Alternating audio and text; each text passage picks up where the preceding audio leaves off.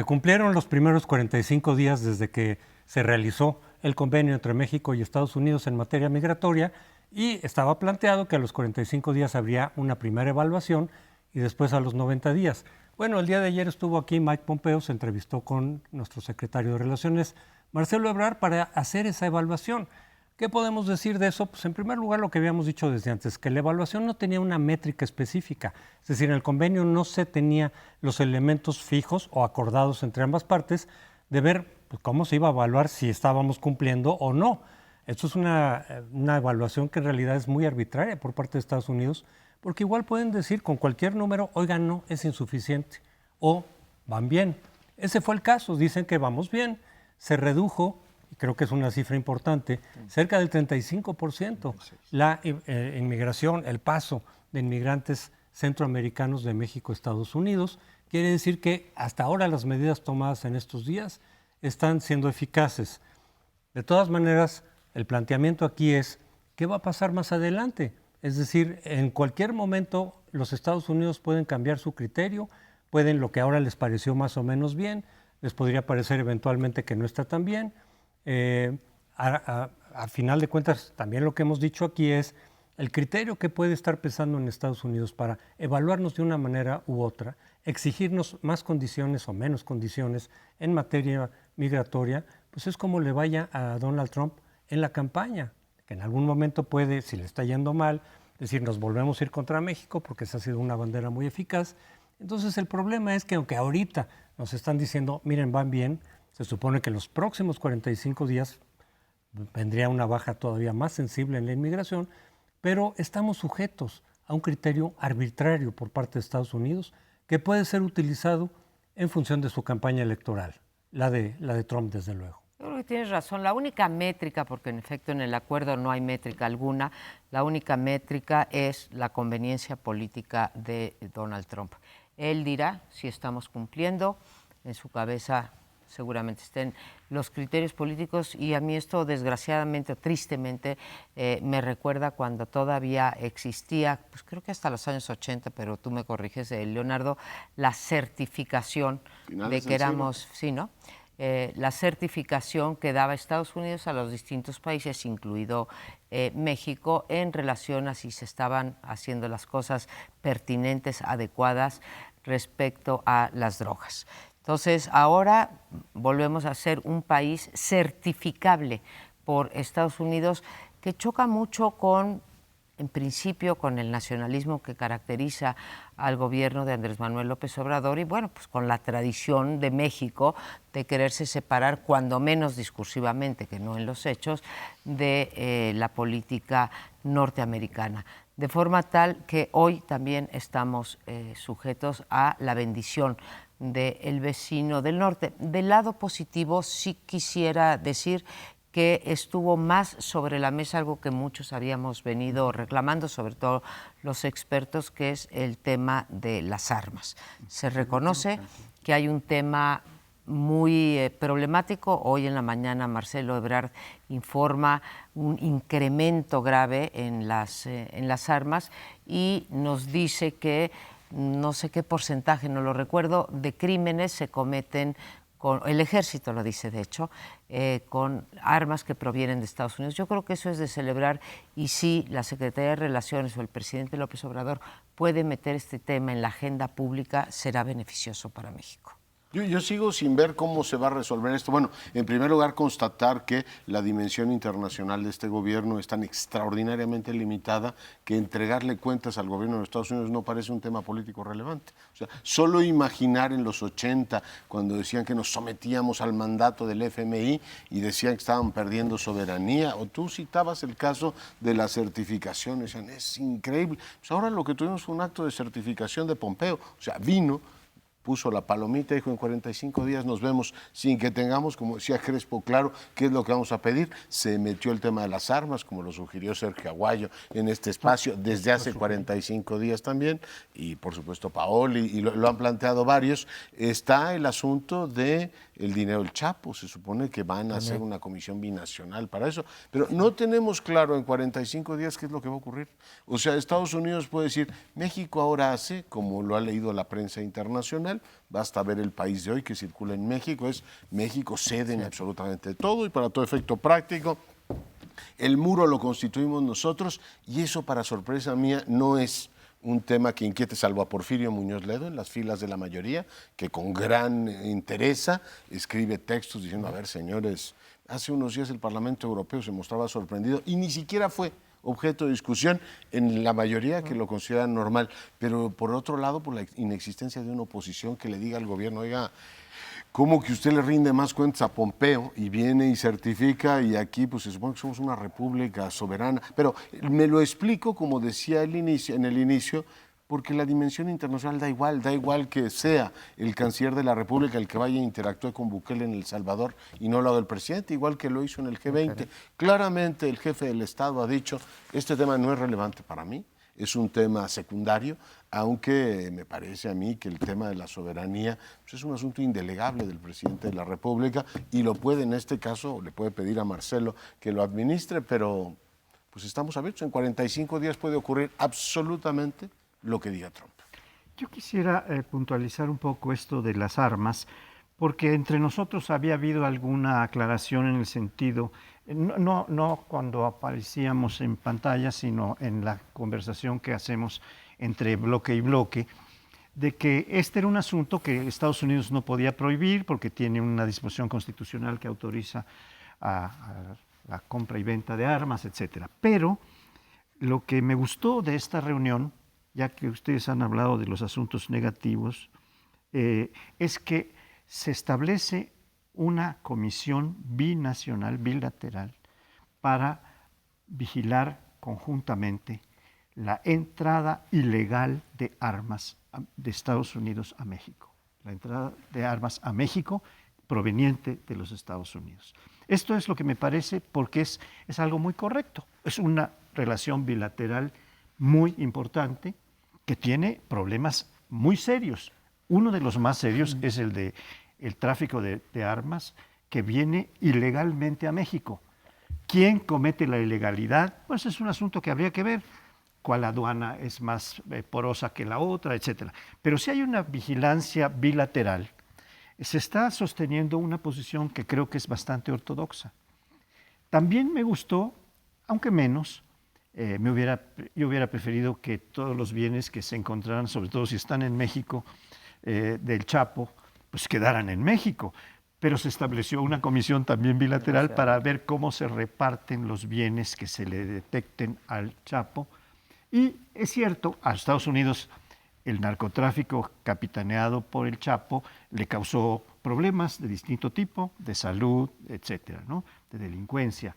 Y en México, bueno, pues tuvimos muertos, heridos, entró en la enorme cauda de problemas que trae el narcotráfico para nuestro país, y pues algo le debe corresponder.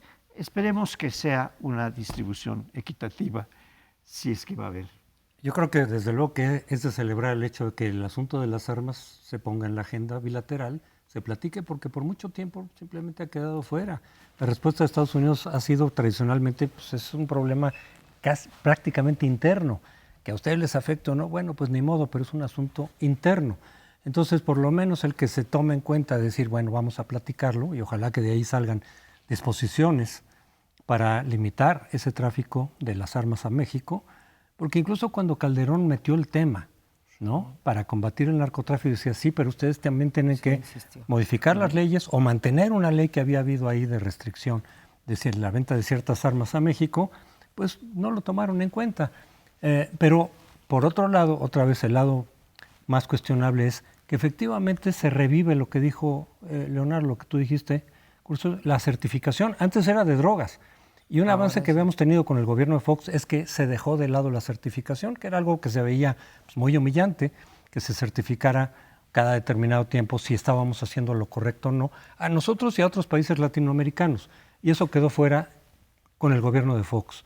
Ahora entra por este otro lado, digamos, una política de certificación en materia migratoria.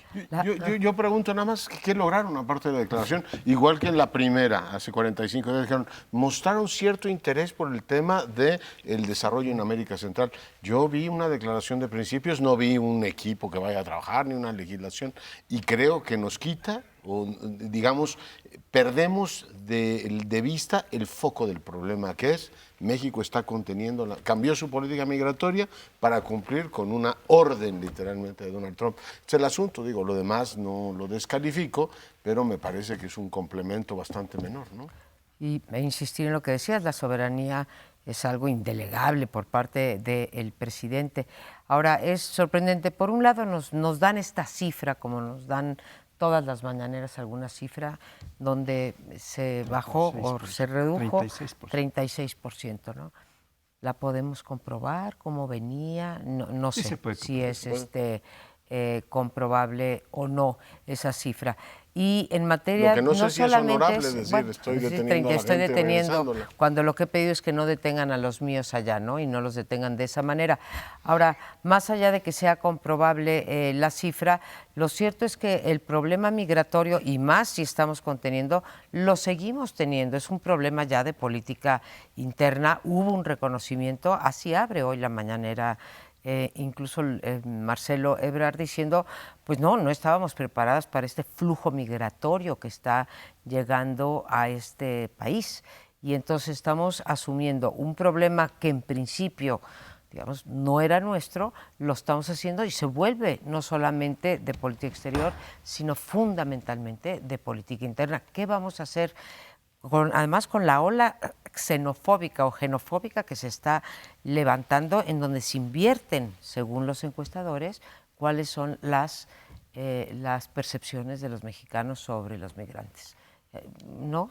A ver, eso es lo que dice el gobierno de Salvini, el gobierno de la derecha Sí, extrema en Italia. Claro. Es lo mismo que dice la izquierda Así en México. es.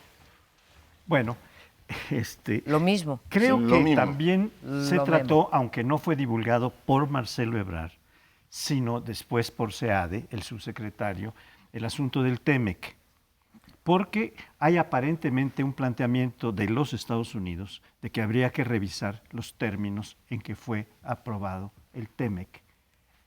Ya en México y Canadá, en Estados Unidos no ha terminado la aprobación. Entonces, Marcelo Ebrard no tocó el tema, pero después salió SEADE a hacer declaraciones muy amplias en el sentido de que México no está dispuesto a que se revisen los términos del TEMEC, que ya fue aprobado tal como venía, que fue con una gran diligencia y que no habrá por parte de México ninguna disposición para hacer una revisión de los términos en los que fue planteado el TEMEC. Esto me parece muy importante porque... Pero esa fue la reunión con los legisladores, ¿no? La del viernes. Porque no Ahí es donde creo que lo hablaron dice. del tomate, Yo Pompeo creo que también y se Ebrard. tocó en la reunión A nivel entre... de ejecutivos ya está cerrado Ya el está TEMEC. cerrado. Bueno, sí, pero... Sí, es la de sí, SEADE. Sí, lo que ocurre es que no se sabe, pero no sabemos si en algún momento se planteó este tema, porque es un tema crucial para ambos países, el del TEMEC. Y aunque se trata de una reunión entre oficiales del Ejecutivo, ¿no?, los dos cancilleres, pues hay un tema que está pendiente, del cual están colgando varias cosas que no se han resuelto.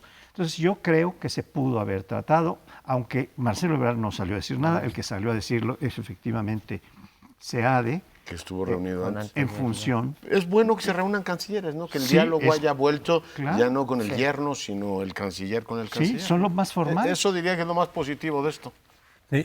Aunque desde luego es un factor de incertidumbre lo que pase con el TEMEC todavía, pero volviendo, digamos, a las dificultades que va a enfrentar México, ¿para qué hacer con tantos, con los inmigrantes? Estamos frenándolos frente a Estados Unidos, sí, se quedan aquí.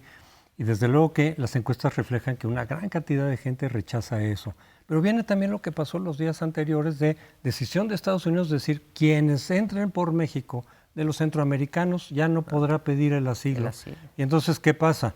Se quedan todos aquí. ¿Cómo lo vamos a administrar? ¿Cómo les vamos a dar los servicios que nos hemos comprometido? Entonces ese asunto se complica todavía más. Por un lado son señales positivas, pero por otro lado se nos está complicando el panorama. ¿Qué pasaría, Crespo, si sometiera a consulta popular Andrés Manuel López Obrador esta política de contención a los centroamericanos? Pues buena pregunta, pero se nos termina el tiempo. Regresamos al siguiente segmento. Vamos a regresar al tema de la disputa del periodo electoral para el que fue, del periodo de gobierno para el que fue electo el gobernador de Baja California.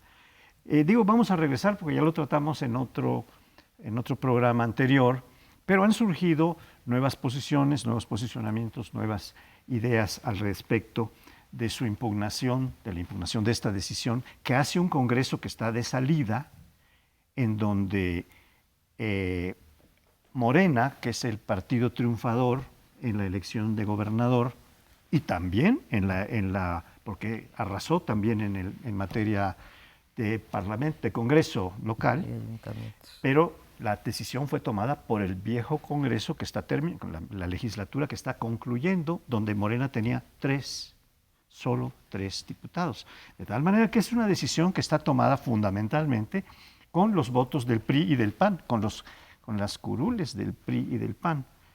Esto, por un lado, ha traído una gran discusión.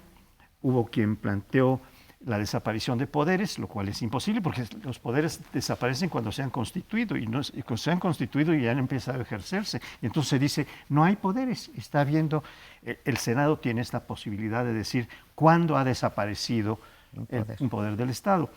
Pero ahora hemos encontrado, por ejemplo, en la Secretaría de Gobernación, habíamos comentado en el programa anterior, el subsecretario de Gobierno había dicho que esto era perfectamente legal, que en la boleta no decía por cuánto tiempo se ha electo, pero es una barbaridad jurídica, porque constitucionalmente todas las elecciones se están definiendo en la Constitución y en las leyes, en la Constitución nacional si son elecciones nacionales o en las constituciones locales si son elecciones, y en las leyes electorales respectivas. No tiene que venir en la boleta.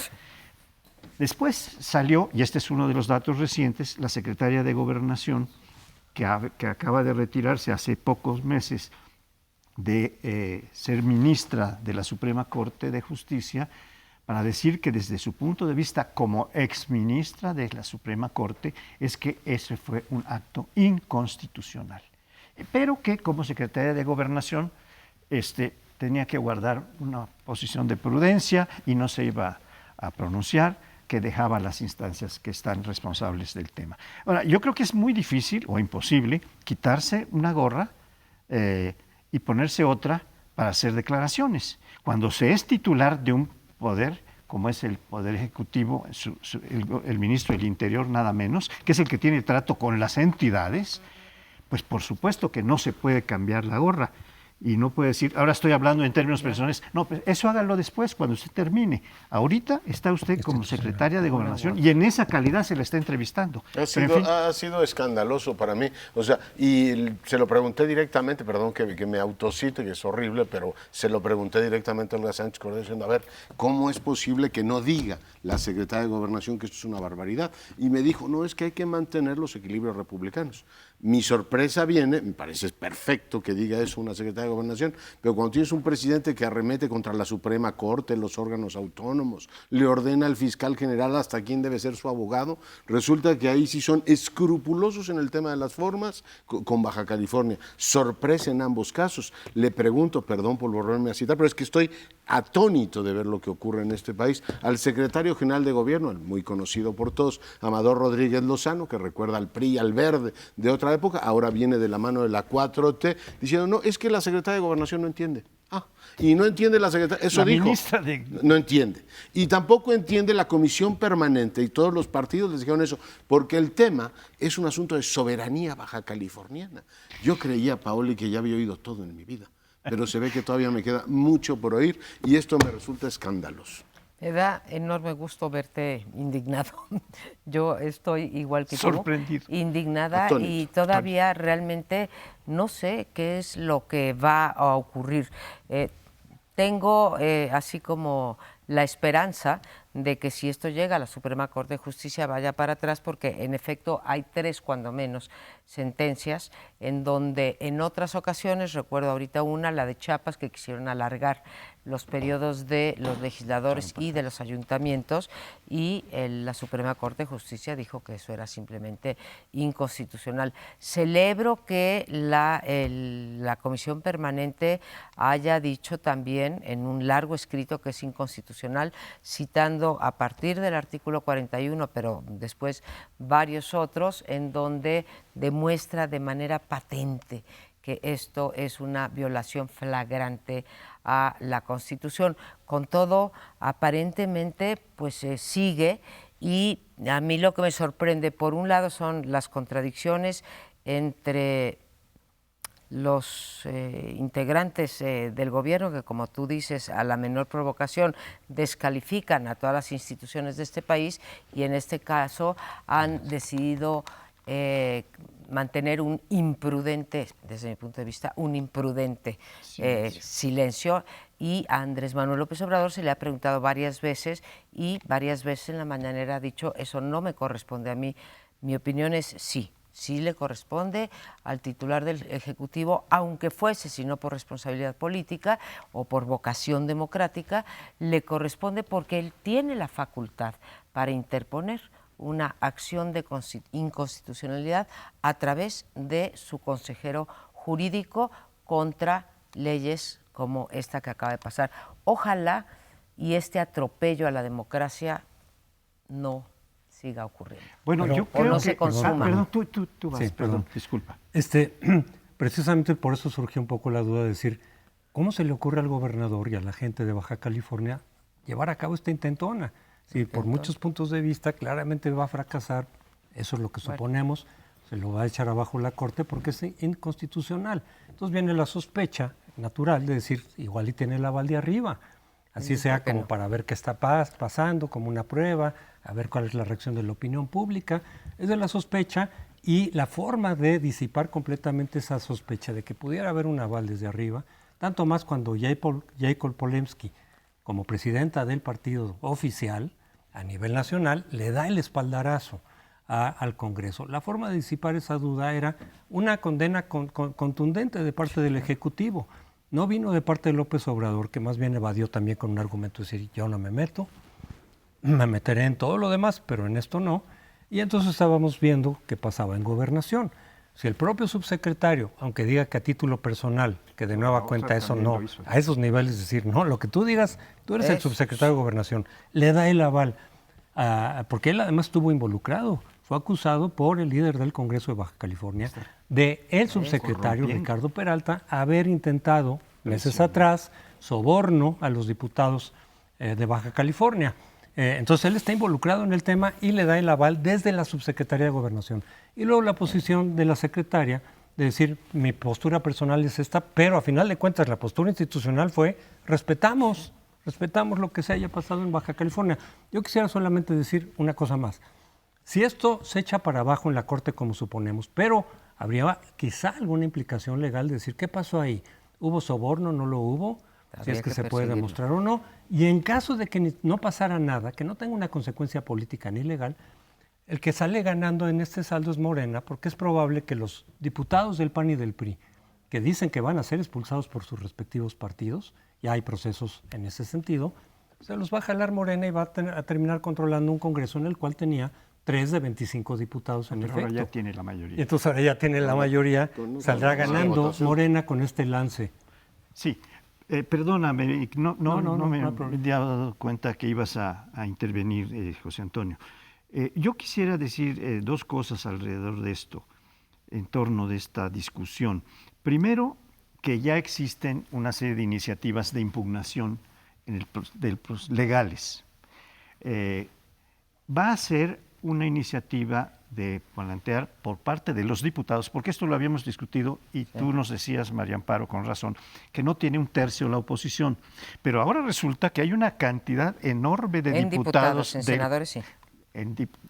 Sí, en senadores sí, pero en diputados, que es lo que tú habías dicho que no tenía, y tienes razón, pero ahora hay una cantidad de diputados de Morena, encabezados entre otros por Tatiana Cloutier y eso, que abiertamente lo han dicho, que están dispuestos a firmar para constituir el tercio o más del tercio para pedir la acción de inconstitucionalidad. Hay otras vías. En cuanto a la acción del presidente o las declaraciones del presidente de que no corresponde a él, bueno, primero le corresponde porque cuando toma protesta cualquier presidente y gobernador también, protesta cumplir y hacer cumplir, no solo cumplir, sino hacer cumplir con la Constitución de la República. Y esta es una obligación, además de la que ya invocaba, sí, que es más sustantiva, la que invocaba María Amparo. Pero este tipo viene a reafirmar que sí tiene una posibilidad de intervenir. Para mí lo peor de todo esto, digo, no sé cómo va a terminar, pero lo peor son dos enseñanzas. Decía el presidente con sorna, si los partidos que votaron por eso son los que ahora se quejan. O sea, me recuerda al Congreso del Estado de México bajo Montiel. O sea, el PAN y el PRI votaron por esta monstruosidad. Y dices, si la 4T va a circular por esa avenida de comprar diputados al estilo Congreso del Estado de México, Dios nos libre. Y que el viejo PRI regrese bajo con el manto de la 4T y con cosas así como usando las leyes en el margen, que me recordó mucho Emilio Choaifet en la argumentación. O sea, uso la ley para imponer algo que es completamente contrario al espíritu constitucional. Se llama fraude a la ley. Son verdaderamente dos fantasmas que yo creía que estaban desterrados, pero regresan ahora legitimados por una 4T. Y hay que recordarle al gobernador Bonilla que él fue electo por el 33% de la gente, ¿eh? O sea, tampoco crea que tiene un mandato como a partir de ahí decidirlo. O sea, creo que es urgente que el Congreso Federal y el gobierno que se mete, el presidente no tiene ningún empacho en anunciar lo que va a hacer el SAT. Sí. El viernes dijo que el SAT iba a investigar a un expresidente. Entonces, esa autonomía no le preocupa, pero la de Baja California la respeta puntualmente. En fin, sí me parece que son señales poco alentadoras. Sí, muy poco alentadoras, no solamente el silencio del titular del Ejecutivo.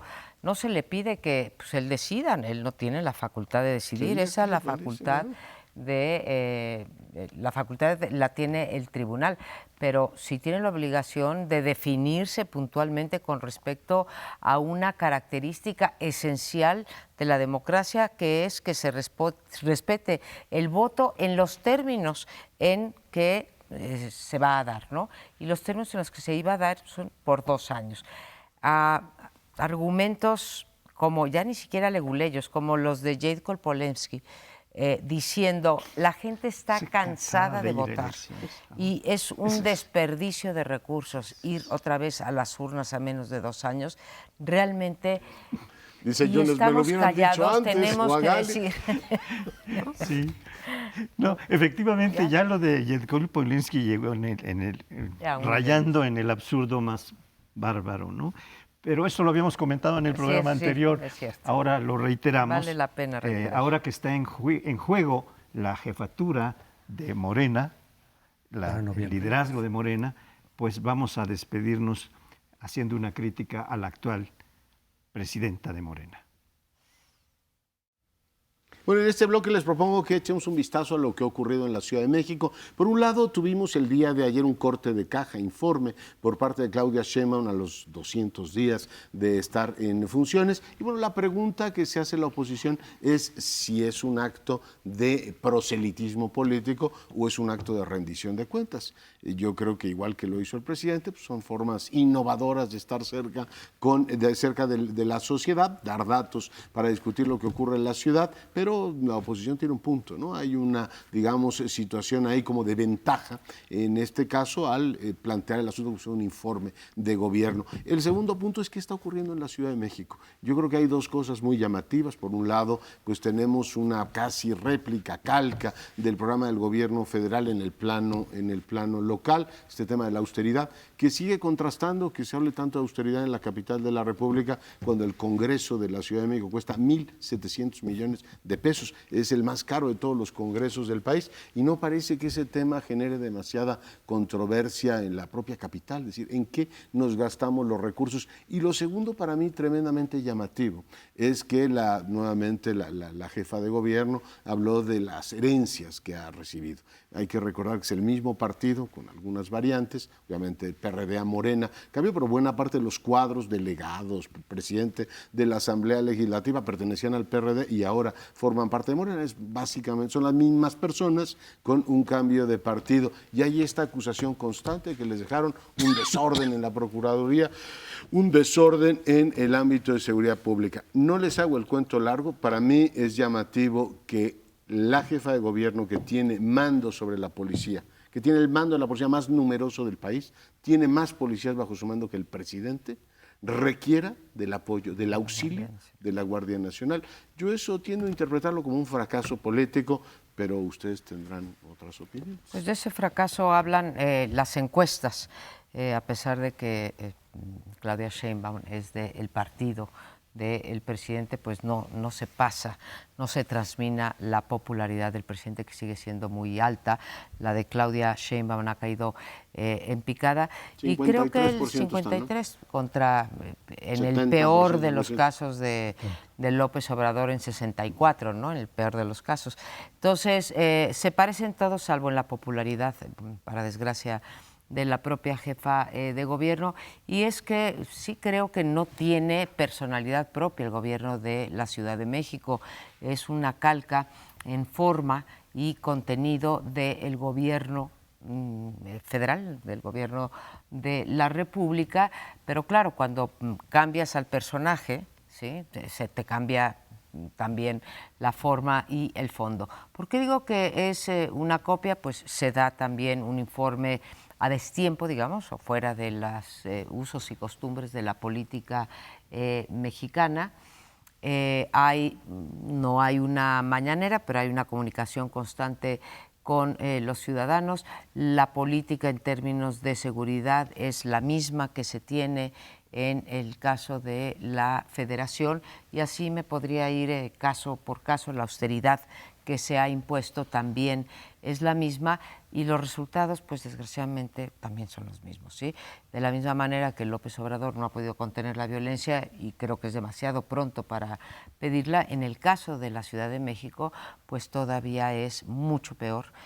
Todos los días escuchamos algún nuevo secuestro express. El sábado mismo en mi oficina a un compañero mío de trabajo, a mi director de litigio estratégico, pues lo secuestraron, ¿no? Entonces todos los días estamos escuchando.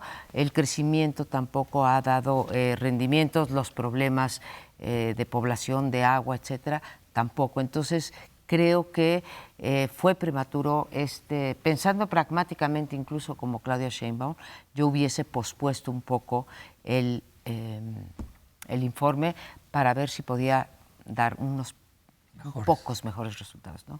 Bueno, yo creo que este informe se rinde, como fue expresado, a los 200 días de gobierno, cuando está marcado que esto se tiene derecho y obligación de hacer el 17 de septiembre, que es el día en que se cumple el primer año de gobierno, así como el 1 de septiembre el informe presidencial, el informe de la ciudad o del gobierno de la ciudad es el 17 de septiembre.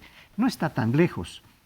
Tengo la sospecha, la impresión de que la popularidad de Sheinbaum no ha ido en crecimiento o no se ha mantenido muy alta como la de López Obrador, porque aunque López Obrador ha tenido una caída reciente del 76 al 70, de todas maneras el 70% es altísimo. Pero aquí, para ganar esta popularidad, le dijeron o le recomendaron, le aconsejaron, supongo, haz un informe en donde destaques los éxitos, donde las realizaciones, lo que has... Y no sé si esto pues es correcto, porque tiene muchas posibilidades de hacer información que quiera, pero no llamarle el informe, porque no está eso previsto. Ella tiene que los gobernantes tienen que someterse a lo que establecen las leyes. En un régimen democrático se vive en facultades expresas, es decir, los gobernantes pueden hacer lo que las leyes le autorizan, y lo que la ley le autoriza es el informe el 17 de septiembre, que se cumple su primer año de gobierno, y no ahora. Entonces la oposición, con toda razón, creo yo, dice, bueno, ¿por qué estás haciendo propaganda utilizando esta figura de informe?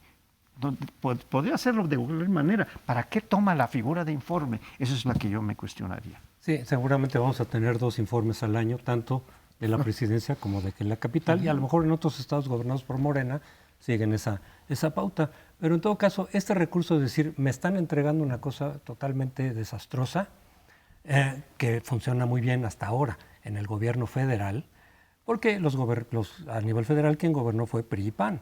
Pero aquí no es tan claro porque efectivamente desde el 97 llegó el PRD, lo que representa la otra alternativa que no era ni PRI ni PAN, es PRD.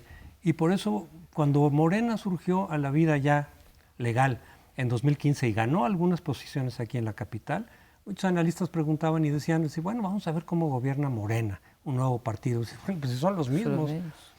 Muchísimos de quienes están ocupando cargos ya estuvieron de una u otra manera a través del PRD, y es el caso de la misma Claudia Sheinbaum, que estuvo en el gabinete del Distrito Federal. Entonces, ¿por qué habría que esperar un cambio tan dramático? En todo caso, ha sido la izquierda la que ha gobernado en México, en la Ciudad de México, desde el 97, incluso con hegemonía. O sea, no solamente que ha tenido una mayoría, sino una hegemonía que, a pesar de que los resultados no fueron tan espectaculares como también en su momento se presentaron, decir, viene la izquierda, va a ser otra cosa completamente distinta, y resulta que hay muchísimas cosas. Aquí hemos hablado mucho de corrupción, en los bienes inmuebles, las policías, que a final de cuentas tampoco es que sean lo más transparente del mundo. Pero sí creo que en la cuestión de seguridad se le está saliendo del control a Claudia Sheinbaum. ¿Por qué? Porque ella misma había dicho que no iba a recurrirse a la Guardia Nacional. Incluso las demarcaciones que se habían anunciado para la Guardia Nacional en materia de seguridad, que no eran las 300, sino 260 o algo así, 64 o algo así, que corresponden con las 300 distritos electorales, pero sean las de la zona capitalina y conurbada, esas no están tomándose en cuenta porque no vendrá la Guardia Nacional. Y resulta que ahora sí echan mano de la Guardia Nacional. Es llamativo. Me hacía ver Buendía que el argumento del pasado funciona muy bien. 80% de la gente en la encuesta que publicó con motivo precisamente de estos 200 días sigue creyendo este argumento, a pesar de que Martín del Campo fuera subtesorero del gobierno de López Obrador y ahora presida la Asamblea, y le puedes echar un vistazo a la nómina de alcaldes y pues los gobernaron por Morena y ahora gobiernan por otra, incluido el muy recordado Chiguil, Víctor Hugo Roma. En fin, no me pongo a citar todos porque desde la secretaria de gobierno que participó en el gobierno de Mancera, todos han pertenecido al mismo grupo gobernante. Lo que es terrible es que en materia de seguridad nos habían dicho desde la administración López Obrador que esta ciudad era inmune al crimen organizado porque aquí teníamos política social. Aquí se atendía la delincuencia desde sus causas. Yo ironizaba, decía, bueno, la sucursal del Paraíso, esta que es Iztapalapa, y del otro lado, Ecatepec, pues resulta que son las dos, una de la Ciudad de México y otra del Estado de México, donde más delincuencia. Yo digo, ¿y de qué sirve que estén derramando millones de pesos? Alguna utilidad tendrá en el ámbito social, pero eso no contiene la delincuencia. O sea, el modelo de la Ciudad de México era gastemos mucho en política social, dejemos incluso de pavimentar calles, de comprar carros del metro, hay que atender a la gente, y era utilizado como un ejemplo a nivel nacional de que invertir en esto, que es la tesis del presidente, invertir en temas sociales te inhibe la violencia. Pues ahora resulta que nos encontramos con que la capital de la República tiene que reconocer que requiere de intervención federal, es decir, los militares van a entrar a patrullar Chapultepec porque la policía capitalina, que subrayo tiene más de 80,000 elementos, más de 80,000 elementos, no puede con el paquete. Yo me había quedado en 60,000, ya son 80,000 elementos por la suma de la bancaria. Bueno, pues con 80,000 tiene este fenómeno que quizás sea el problema fundamental en la Ciudad de México, pero si uno revisa el informe, tampoco quiero insistir, hay mucho que, digamos, que presumir en términos ni de inversión, ni del crecimiento del empleo, ni en materia de los problemas fundamentales de una urbe como es la Ciudad de México, que sería pues salud, lo que depende de ella de salud, agua, educación, etcétera, que da por tierra, como bien dices tú, la tesis general de que una vez que solucionas por la vía de programas sociales, en este caso por la vía de entrega de recursos directos y en efectivo, vas a quitarle esa base a la delincuencia. creo que las cifras de la Ciudad de México echan por tierra esta tesis sobre la seguridad. Pues me quedo con esa lectura, si efectivamente fue un acto de propaganda o no, queda la discusión, y con la encuesta de Buen Día, que nos deja ver que la gente considera que esto es una ciudad anárquica, insegura, o sea, 9 de cada 10 personas tienen miedo en la capital, y sin embargo el gobierno tiene el 53% del respaldo político. Hace algunos años nos preguntamos qué pasa en las entidades como Coahuila, como otras donde quieren tanto a sus gobiernos. Pues resulta que la capital ya forma parte de todas esas entidades donde ven una realidad, pero no responsabilizan de esa realidad necesariamente al gobierno en turno. Pero hacemos una breve pausa, regresamos. Regresamos a este último bloque y yo misma, tengo la preocupación sobre la salud de las instituciones en México. ¿Por qué esta preocupación? Pues la central es porque las instituciones sirven, entre otras cosas, para ordenar a la administración pública y también para controlar a los actos de autoridad. Por eso hemos creado un montón de órganos autónomos y por fortuna han ganado en independencia y autonomía las otras dos ramas de poder, que son el Congreso y la Suprema Corte de Justicia. Pero regreso a las instituciones y quiero ejemplificarlo en esta ocasión, que es el Coneval, o sea, esta institución que se dedica a medir la pobreza en México y, quiero subrayarlo, a evaluar los programas sociales. ¿Son eficaces, no son eficaces? Y si no, ¿cómo cambiarlos? Entonces, modela o da las bases para modelar las políticas públicas en materia de desarrollo social. Es el órgano autónomo de los que tenemos en México, que son 11, el órgano autónomo más barato. Hace rato hablabas tú de la legislatura.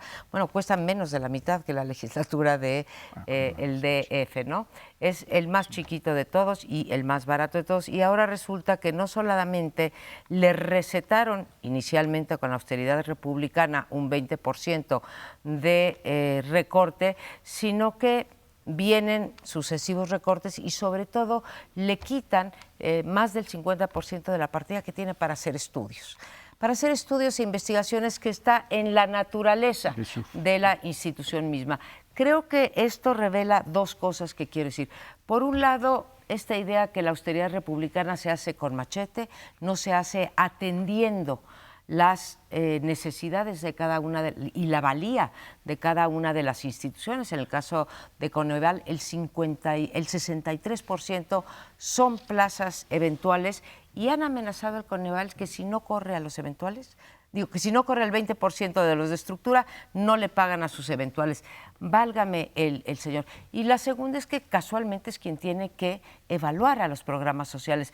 Dos de los estudios que hace Coneval que no se van a poder hacer es la evaluación de los nuevos programas sociales y la satisfacción de los usuarios.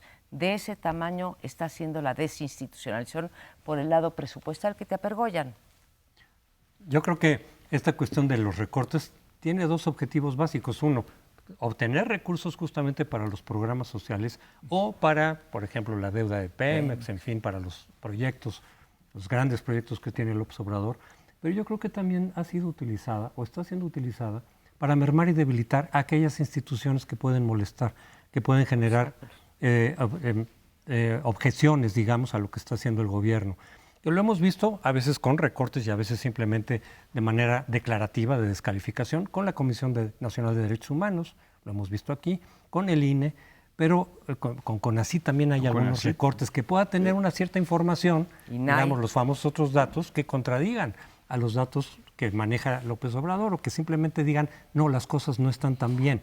Y aquí lo de Coneval es significativo porque no siendo tan caro, sí, pero te puede decir, por ejemplo, que los programas sociales no funcionen bien, porque hay que recordar que lo están haciendo sin las reglas operativas, que eventualmente habían ofrecido también que se iba a hacer con reglas operativas, justamente para que sean más eficaces, para que no haya corrupción de por medio, para que se reduzca, digamos, el margen de arbitrariedad. Entonces, si Coneval pudiera empezar a decir, oigan, es que no está funcionando bien por esto y esto y esto, es que los resultados esperados no son los adecuados, que es una posibilidad, pues eso es un estorbo. Y entonces, pues más bien hay que deshacerlo con el argumento de la austeridad. Y espero que no hagan lo mismo con el Sistema Nacional de Seguridad Pública. Digan, no, nuestros datos indican que está mucho mejor todo. No me sorprende, porque en realidad pues, es un patrón de comportamiento pues, muy parecido a los gobiernos de derecha europeos, que ahora lamentan efectivamente esto del austericidio. O sea, la austeridad se oye bien en México, pero llevándola a estos extremos, uno se pregunta, oiga, ¿y nos vamos a quedar sin un mecanismo que evalúe las políticas sociales y que ha permitido resolver querellas como cómo se mide la pobreza en este país, que son un triunfo civilizatorio, porque te permite una discusión medianamente racional sobre lo que estamos hablando? Cuando no tienes acuerdo sobre un dato, igual que en los temas de seguridad pública, pues tú tienes discusiones interminables y lo que tienes es una reducción de la racionalidad.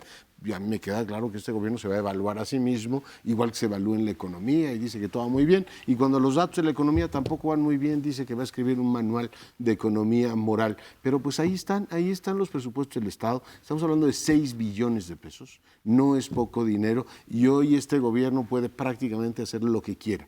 Y lo está procediendo con una visión para mí sorprendente de complacencia de un sector que en otro momento hubiese criticado sonoramente eso, es decir, oiga, ¿a quién se le ocurre privar al Estado mexicano de la capacidad de medir las propias políticas? Me parece elemental en cualquier esquema democrático o de rendición de cuentas.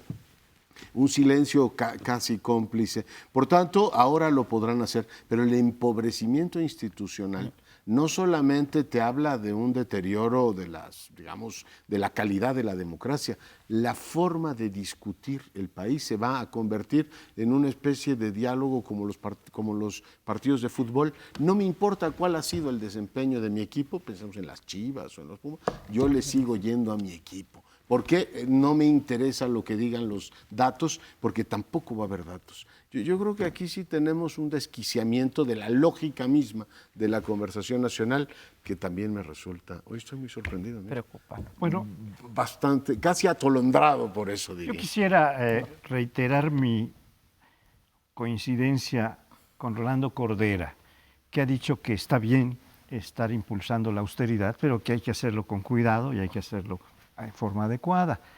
Y usando la metáfora que ya refería María Amparo de cortar con machete, está contrapuesta contra hacer los recortes con bisturí, es decir, bien dirigidos y que no causen más daño que el bien que van a producir estos ingresos o estos recursos. Porque a mí me preocupa especialmente un par de sectores. Los fundamentales, los dueños del mayor presupuesto federal, que son educación y salud. Ahí está habiendo recortes que no son justificados totalmente, están hechos con machete algunos de ellos, no todos, pero al mismo tiempo está habiendo un exceso de gasto y de apoyo a corrientes sindicales como la CENTE, en donde se está gastando mucho dinero, se le está entregando recursos directos a una parte del sindicato nacional, es decir, el poder federal está tomando partido por una fracción dentro de un sindicato general. Entonces, aquí estamos teniendo una contradicción muy fuerte. Se ataca la austeridad, se quiere hacer la austeridad indiscriminadamente para lograr un monto de lo que se requiere para las becas y para los programas sociales y los programas principales de gobierno. Y esto es algo que hay que ver con mucho cuidado.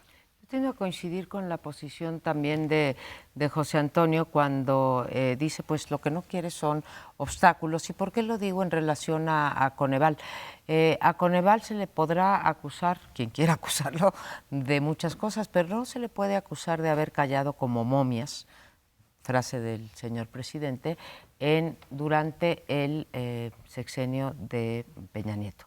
Incluso hubo una gran discusión con quien a la postre fue candidato del PRI a la presidencia, José Antonio Meade, cuando él estaba en Sede Sol, donde hubo una crítica muy fuerte a Coneval por el cambio de medición que pretendían hacer en ese momento. Yo no coincidí con esa crítica, pero vaya, se hizo. O sea, Coneval ha sido una institución que aún antes de ser autónoma, se mostraba como una institución independiente.